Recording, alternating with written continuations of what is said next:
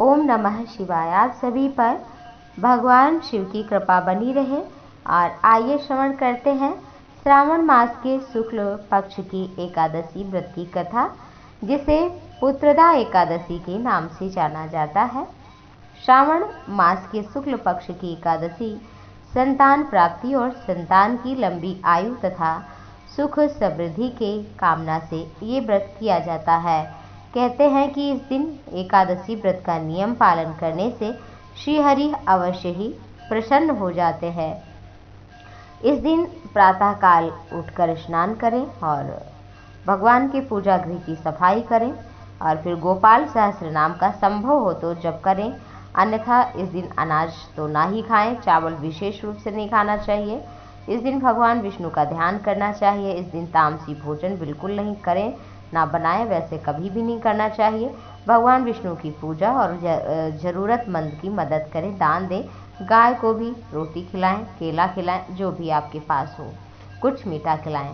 संतान कामना के लिए इस दिन भगवान के बाल स्वरूप की पूजा करनी चाहिए। उन्हें पीले फल, तुलसी, पीला पुष्प और पंचामृत अर्पित करना चाहिए।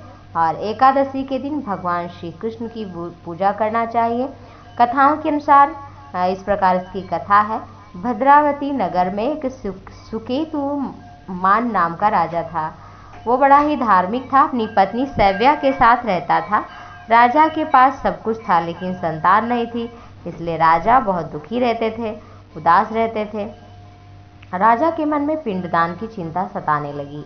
ऐसे में एक दिन राजा ने दुखी होकर अपने प्राण लेने का मन बना लिया और पाप से डरने के ये विचार त्याग दिया कि मर जाऊंगा फिर क्या होगा। लेकिन राजपाट में तो उनका मन ही नहीं लग रहा था। एक दिन वो जंगल की ओर निकल गए और राजा ने जंगल में नाना प्रकार के पशु पक्षी देखे। राजा के मन में बहुत ही बुरा विचार आ रहा था, क्या करूं ऐसे जीवन को लेकर।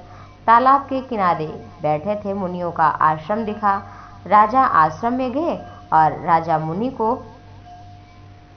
देखकर बड़े प्रसन्न हुए। उन्होंने कहा, राजन आप क्यों चिंतित हैं? राजा ने अपनी चिंता को बताया और मुनि ने चिंता को सुनकर पुत्रदा एकादशी के बारे में बताया। मुनियों ने कहा कि पुत्रदा एकादशी का व्रत रखने से निश्चित ही संतान की प्राप्ति होती है।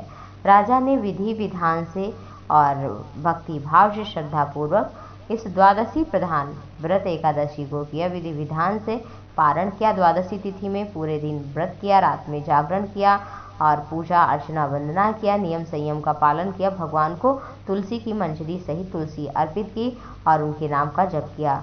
इसके प्रभाव से प्रातःकाल जब वो उठे द्वादशी में तो उन्होंने दान किया और स्नान किया, फिर उसके बाद पारण किया।